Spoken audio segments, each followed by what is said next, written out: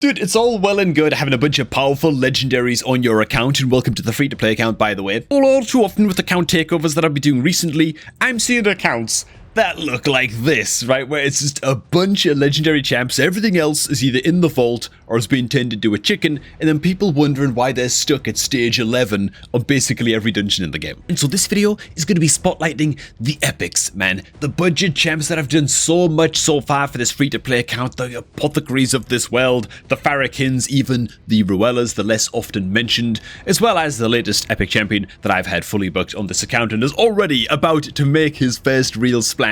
Good old Deacon Armstrong, still sitting at 5 stars. The old man don't give a damn. Look at that face, man. Does that look like a face that's here to play games? Well, it's literally a game, actually. Regardless, he's fit to pop off. Before we get started, you can get your hands on a free legendary champion if you create a new account right now using my beginner link, which is down below at the top of the video description box, man. All you gotta do is sign out of Play and Play on your PC, click on that link, and use it to create your new raid account, and bam! Good old Bambus 4-leaf free legendary support champ will be yours as soon as you're done with the tutorial in-game, and you'll also get yourself to go free epic champion once your account hits level 15. So if you're looking to join me in my free-to-play adventure on this account, of which, by the way, we're approaching the 6-month mark at this point, still of the Drakes, the next login reward, my beginner promo link is the way to do it. Alright, man. Let's do this. So, legendary doesn't always mean better, especially if you can't book out a certain legendary, right? There are legendaries in the game like Alice the Wanderer who can do just fine without legendary skill books, and then there's legendaries like Staltus who's an absolute juggernaut beast of a Lego, but only if he's fully booked. Without being fully booked, he's kind of like a void rare or something in terms of quality. He doesn't bring that much to the table. And fully booking any legendary champion takes some time, especially when your account is still young, and that's why while you are waiting to build out your legendary champs, you gotta be leveling the epics and even some of the better rares in the game in order to actually advance your account and be farming, you know, stage 16, stage 20 dungeons, that kind of thing, advancing in Doom Tower, right? Deacon Armstrong is basically the cream of the crop when it comes to this. I was so happy that I pulled this guy, man. And I recently just booked him up in the recent CVC. He comes with a speed aura, 19% in all battles, which is great. His A3 is unbelievable. 10 meter fill for your team, decrease for the enemy team, and then grants him an extra 10 on a 3-10 cooldown, which is unbelievable. So he's spamming the skill like crazy, and then he brings in attack all enemies, strong version, decrease attack debuff against all enemies, and he even brings a leech as well on his double hitter AO1. So the guy's a monster. He's amazing in basically every dungeon in the game. Man, I'm going to be using the guy in Tag Arena. I'll find uses for him in Doom Tower. He's basically going to be everywhere, but for now, I'm going to finally make a little bit of progression in the Cursed Finite dungeon, which for the most part I'm just farming stage 16 in this dungeon just now. Let's see how far we can push with a 5-star Deacon Armstrong being tossed into the mix. Let me go ahead and adjust this team a wee bit. And boom, that's a little bit more like it. So Deacon Armstrong now is going to be the speed aura lead, giving us that 19% speed aura, all of that 10 meter control. The double hitter A1 is going to be great against the finite boss as well. But look at how budget this team is, man. It's a bunch of vanilla epics, no void epic action in there. We've even got a rare champ in here. Staltus is on the team because he brings a great amount of wave control and stuff like that. And that's all great, but dude, the budget option champs we have here, man. Farrakin is amazing into Finite as well. Buffs your entire team with crit and crit damage. And then all allies except Farrakin attack one enemy. So opening up against the Finite with this is just crazy good for just eviscerating the hell out of the boss's shields, especially if you've got a bunch of multi-hitters on this team like I have with basically every other champ. Ruella is also a fantastic budget option champion for progression in both Spider and Finite. Triple hitter A1, which is amazing synergy with Farrakin's ally attack skill, right? And each crit has a chance of stealing a bit of target's 10 meter. Lovely stuff. Then the A2 brings decreased defense, weaken, and decreased speed, all wrapped up in one just immense boss-killing ball on a A2, which is lovely. And so she's going to be great for slowing down and stealing the boss's 10 meter as well. And then, of course, Apothecary speaks for himself. Everybody knows and loves Apothecary. The increased speed, the 10 meter fill, the healing, the triple hitter A1 as well for a rare champion is just nuts. And so let's see how far we can push this, man. Stage 18 we've never cleared before ever on this account. Let's see how it goes. Ooh, can I just say, I love doing these little free-to-play account updates every now and again, man. It's always lovely to sort of touch in, like roughly once a week or something with a video, just talk about what champions are really helping me out recently, what I've been up to on the free-to-play, what my current goals are on the free-to-play, you know. So, yeah, it's great. I'm glad we're doing this, man, is what I'm trying to say. Okay, so we're getting a little bit stuck on the first wave. This tells me that probably I need to change up the team AI a little bit as we get our cheeks clapped, and the Staltus has got to go using his stun as a follow-up to this. The Staltus is not good into Spirit Affinity, which is why we're having some problems here. Hopefully we've got enough in the tank to pull this off. The heal does come out just about in time. All right, bloody hell. Very, very close, but we do actually chew our way through the first wave. I want to let this full auto as well and just see how things play out. So let's see what we got. The Staltus should come in with his stun here, but he has the risk of weak hitting against a bunch of these guys, and stun only lands on 2 of them. And so that might be a bit of a problem. Yeah, the issue with affinities is what makes it really, really tough to sort of progress in these early dungeons, because Staltus has been carrying the hell out of us. Suddenly now, our main source of wave control and damage against the waves of enemies is weak hitting like crazy, so we might just have to swap Staltus out for one of these runs, but we only have to beat this stage 1 time, right? Oh my god, dude.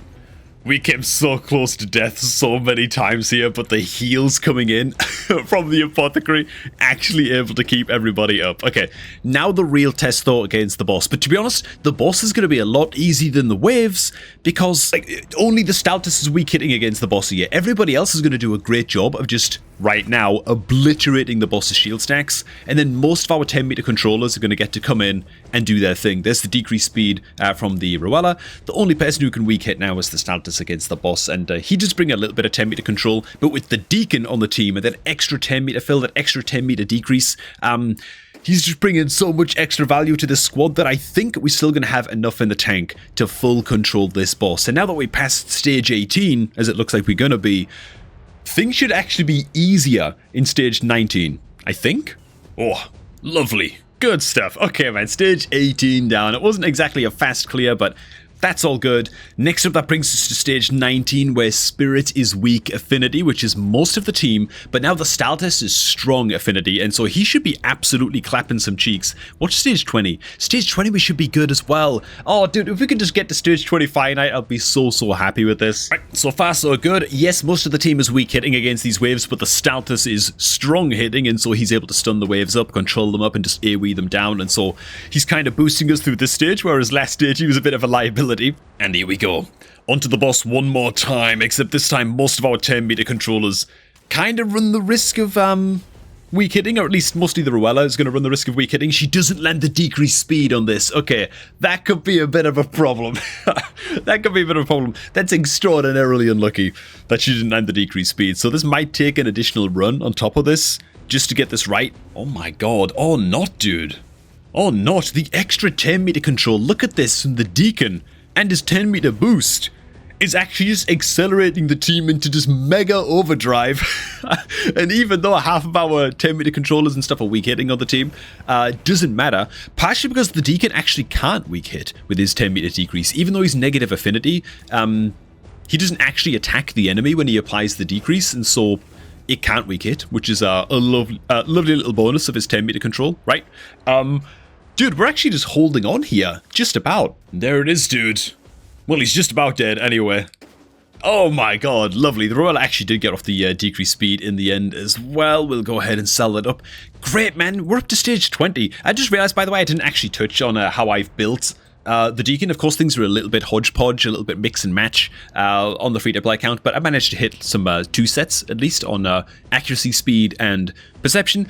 Ideally, you can just build them out in just full perception, or like 4 perception, 2 speed, or something like that, you know? You got him ticking as fast as possible. His total stats look a little bit something like this. 240 speed. He's the 2nd fastest champ on my account, just behind the Apothecary, and his accuracy currently is sitting at 192, and so that's like just a tickle too low, really, for stage 20 dungeons. He's not going to be landing his debuffs exactly with full reliability. I've still got his masteries to farm out as well, but once he's up to level 60, you know, and we're able to throw like a good old accuracy banner on him, hopefully with a little bit of speed rolls on that too, he should be looking just fine. And of course, on his gloves and on his chest, it's just defense percentage and I believe HP percentage, because, yeah, he doesn't really give that much of a damn about his defensive stats, or his offensive stats, rather. It's all about the defensive stats, I mean to say. Okay, let's push on and see if we can actually just start clearing stage 20 right here, right now. We're going to do it live, like Bill O'Reilly. The waves are going to be much tankier in stage 20, and so the extra stuns coming out on the wave control from Staltus is actually a huge deal. against these waves. Looks like we are going to get to pulverize them though in pretty short order. Can I just say as well, man, I've got to sing Farrakhan the Fat's praises too. I knew that he was like a pretty useful champion going into Finite. I would not be able to hit stage 20 Finite if Farrakhan the Fat was not on this team. The guy is actually a monster. Helped me out in Demon Lord Clan Boss, helping me out now still in Finite. Great epic champion option as well. Oh my god, man, there you have it. We totally make it to the boss. That deserves a Voldemort laugh right there. And look at the ally attack that's about to come in from the Farrakhan, by the way, and look at the boss's shield stacks. Oh, here it comes. Dude! Of course, it helps to have a full team that has, like, double or triple hitters on their A1s, but man, that ally attack is so good. The decreased speed comes in from the Ruella. Now the Deacon is going to be firing as well with his 10 meter decrease, 10 meter fill every second turn. Ruella 10 meter steal. Oh, dude, it all comes together. This is going to be an easy stage 20 clear. Let's do this, man. That's from farming stage 16 to stage 20 in one fell swoop because of a rank 5 Deacon Armstrong. That's pretty badass, man. For like an old man. He's still got it. He's popping off, dude. Dude, I swear to God, this boss is gonna die with no 10 meter, man. Our 10 meter control is just out of control, man. Because nobody can weak hit against this force affinity. I mean, look at it. Boss not even close to getting a 10. It's almost just a little bit overkill, even, but down it goes. What do we get? Make it good. Accuracy, HP. You know, I would have settled for accuracy plus speed as substats, but I don't think I'll be using that one, man, from the stun set. Anyways, sweet. Stage 20 conquered. Very convincingly as well. That's going to be awesome for the next Finite tournament for us. So I want to point out as well, this is what I'm talking about when I'm talking about like steadily building up the legendary champs in your account that need the skill bucks, and in the meantime, you're building up epics for things like dungeon progression, just like this, right? With the Deacon that we've just seen right now. It's also valuable, you know. I'm at the point right now where I'm just a few bucks away from having the Staltus fully booked. That's going to be amazing. After the Staltus, the Dracomorph needs like one more book into his A3. I decided to leave that alone for now and switch priority for the Staltus because he was going to help me in a lot more areas of the game, so I was happy to leave Dracomorph where he is. But two great legendaries here that are almost done getting booked. Next after that, I think it's probably going to be Stock for massive gains in things like the Ice Golem, things like Dragon. Stock as a poison activator, poison applier also brings a whole lot of healing. It's going to be great into both of those areas, I think. But again, it's going to take a hell of a long time to get Stock fully booked, right? He's quite a voracious reader in that sense. He's going to take quite a lot of skill books. So who am I going to be building up in the meantime? I might go ahead and take Tyrell up to level 60 because he's fully booked. But honestly, before Tyrell, I'm thinking of Ice Golem progression, getting up to stage 20 Ice Golem with the help of Dawncaller Sabbather. Why? She brings a revive, and she also brings an increased defense buff on a low cooldown on an A2. And I've got a fully booked up anyway, you know, so I've always got like an epic or two in mind that I should be building out until I've got the ammunition, until I've got the books ready to fully take advantage of a legendary champion like Stock, who just really needs the books. So that was Finite. Next up for me is Ice Golem. Dragon we're already farming at stage 20. Spider's Den, I don't have the champions on the account really to start looking at anything beyond stage 16, so that's going to take a while. Spider is a huge pain in the knob, to be honest, when it comes to progression to stage 20. It feels like the most difficult dungeon of the vanilla dungeons to progress in. And after the Dawncaller Sabbather, I'm already got in mind, you know, the likes of Soulbond Boya. She could also go up in levels 2 because I'm actually sitting on, I think, a 5 or a 6 star perfect soul for a Soulbond on this free-to-play account, and so she's got a huge power surge and is just waiting to be ranked up too, but she's just a bit further down the list for me. Seeker, another great epic champion, you know, so I've got like a little list in mind, is what I'm saying. As for progress on this free-to-play account towards next month's fusion, I'm currently doing what I can to just stay north of 20 million silver and hopefully earn a bit more silver before the upcoming anniversary fusion, what a lot of people are expecting is going to be a huge fusion, and so I'm sitting on a huge pile, well, huge for my free-to-play account anyway, a huge pile of ancient shards to be ready for that fusion, as well as what's going to be probably the 6 required sacreds for getting through the summon rush in the upcoming fusion too. So sitting on a great old shard stockpile. It's also going to be a mixed fusion or a complete fusion, I think, where we are going to need a whole bunch of affinity potions as well for ascending fusion components to get through the upcoming anniversary fusion, and so I'm paying attention as well to my potion stockpiles. to make sure that I'm not going to fall behind with that, or have to do the unthinkable and start using gems to get energy so I can farm potions like a madman while the fusion is happening. You don't want to be doing that. You want to be preparing for the fusion ahead of time as best you can after all. And so also with food champions, while I do want to rank up the Deacon, I'm not in a crazy rush to do so. I want to make sure I have plenty of food champs ready to rock and roll, ready to spend, ready to throw brews into, and then to maybe level up the Deacon to rank 6 during the fusion and during champion training and stuff like that, so that I can just make those events a little bit easier. The last thing you want to be doing is kind of scrambling to get through a big grindy event, potentially like champ training, because you weren't prepared. And so yeah, slow and steady, patience wins the race on these free-to-play accounts, right? But if you happen to be lacking patience this fine evening for a panda, which, I mean, we've all felt like that every now and again, you can quench your thirst for that panda action by getting your hands on a free legendary champion by the name of Bambus 4-Leaf. What are these transitions becoming, dude? By clicking on my beginner promo link right now down below at the top of the video description box, man. Click that link, use it to create a new raid account, and you're going to get your hands on Mr. 4-Leaf in your inbox as your starter legendary champion on that brand new account, as well as to go once your account is level 15. Thanks for watching, guys. Hope you all did enjoy this one, and I'm going to catch all of you all just a tad bit later, man.